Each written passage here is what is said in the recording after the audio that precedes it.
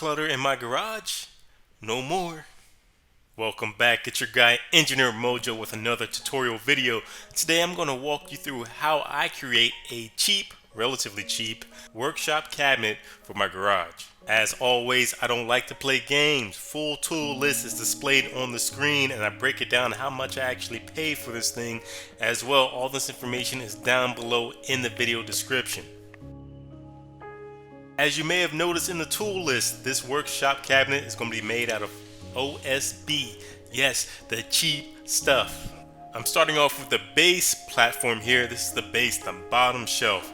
I'm using a pre-cut 2x4 OSB sheet. I use pre-cut just because it's faster for me, but you can choose to cut your own.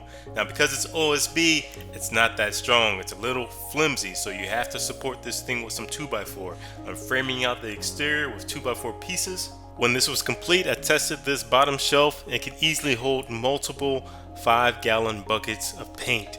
So it's pretty strong with just reinforcing the edges. At this point, I use my trusty clamps to fasten the OSB to the supporting 2x4 boards. Then I flip that over and begin the screw-in process. Now I always like to mark where exactly I'm going to screw. That way I can double check the location prior to fastening.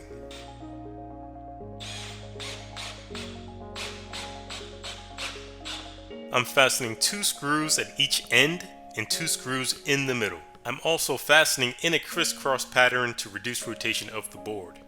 I repeat the same process, placing 2x4 boards underneath the OSB, and I work my way all the way around the perimeter, fastening and making sure everything is plumb.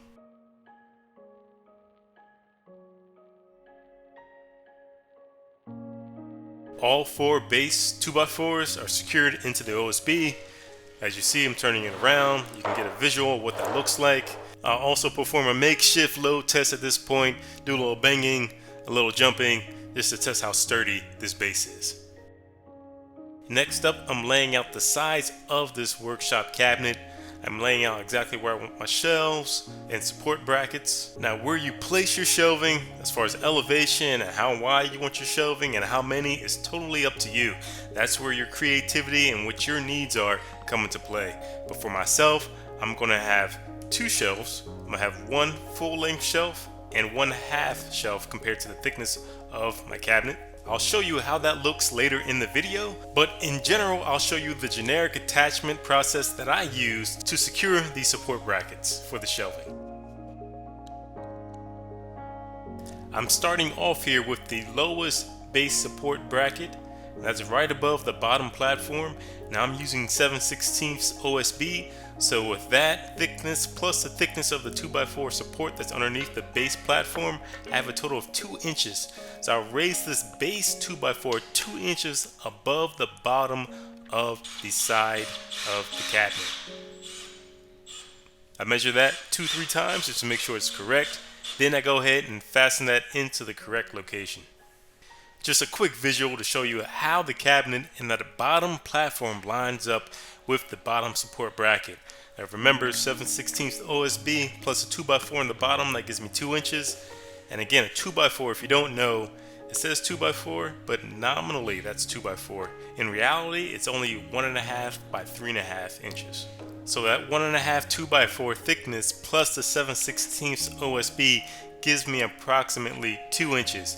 So that's where my bottom support bracket is lining up pretty well with the top of my base platform. When I eventually go to fasten the cabinet, I'll fasten 1 screw at each end and 1 screw in the middle, and those will align horizontally in the middle of the 2x4. I'm laying out the shelving here.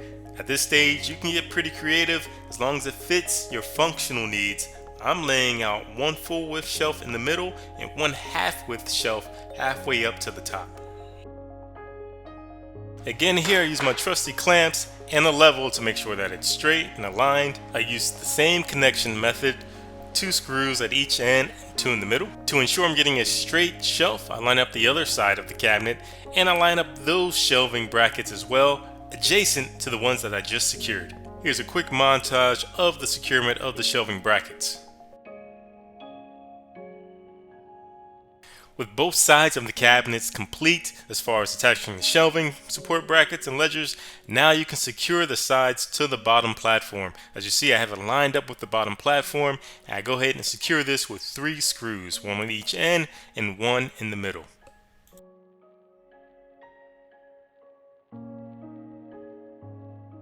With both sides secured, now it's time to apply the shelving. I'm installing the middle shelving first. I want to make sure that the height that I had chosen works for all my tools and equipment.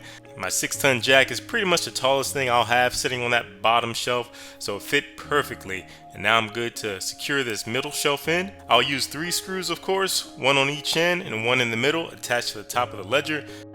If you're watching the video closely, you notice that shelf had a little bounce. To get that bounce out, I do the same thing I did to the bottom platform. I'll add a 2x4 piece to the edge of the shelving, and that will create enough stiffness to create a strong shelf. For this support bracket, I put in 2 screws on each end, and then I put in 2 screws in the middle, equally spaced. I've added a 2x4 on each side of the shelf that was unsupported. Now I do a little load test. I'm putting my heavy car jack on there, and you'll see there's very little bounce or movement in that shelf now. At this stage, I'm screwing in the top support ledgers for the top of the cabinet. As you've noticed, I haven't quite put in that top middle half shelf yet. I want to see exactly how much space I was working with once I put in this ledger. Here I'm applying the top of the cabinet. As you'll notice if you look closely in the video, so that ledger board, that 2x4, the top of that is aligned with the top of the sides of the cabinet. Now later on, I'll adjust this. I'll drop this a ½ inch so that the top of the cabinet is now flush with the sides of the cabinet. That was a slight oversight when I was putting this together, but as you put yours together, you'll realize there's certain things you may want or a certain look you may want, and you can easily adjust as you go along. And as always, I add the same 2x4 support members on the unsupported side of the OSB. That gives me additional rigidity and strength in that top portion of the cabinet. Here is an overall visual of the cabinet progress so far. I made a final decision on the height of that half shelf I wanted, and now I'm installing that in place using the level, of course, trusty clamp, 2 screws on each end. As I mentioned earlier, I didn't like that offset lip at the top, so I went ahead and I dropped the top of the cabinet down ½ inch so that it's flush with the sides of the cabinet. I'll place that top half shelf as well. I'll add that 2x4 supporting underneath, and now all the shelving is complete. With the shelving complete, now I will install the back portion of the cabinet. This will provide some much needed rigidity to the cabinet. I secure this back portion with 4 screws along the top, 4 screws along the bottom equally spaced, and 4 screws along the middle along that back ledger piece that's supporting the middle shelf. With this 1 full 1/2 shelf combo, I feel like there's pretty good space for different size tools I may have, paint cans, things of that nature. This cabinet is almost complete. Onto the doors. For the doors, I'm using OSB as usual.